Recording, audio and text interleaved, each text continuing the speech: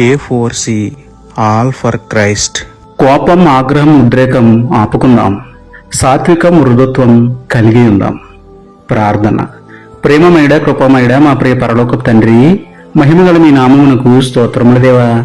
అయా, చిన్న విషయానికి కూడా తీవ్రంగా కోపపడుతున్న వారిని ఒక్కసారి జ్ఞాపకం చేసుకోండి తండ్రి. మా మనస్సును పాడు చేయడమే కాక మీ నీతిని నెరవేర్చని కోపాన్ని పూర్తిగా విడిచిపెట్టి సాత్వికమైన నాలుక, మృదు స్వభావం కలిగి అందరితో సమాధానం కలిగి ఉండే మంచి బుద్ధిని మాకు ఇవ్వండి నాయన.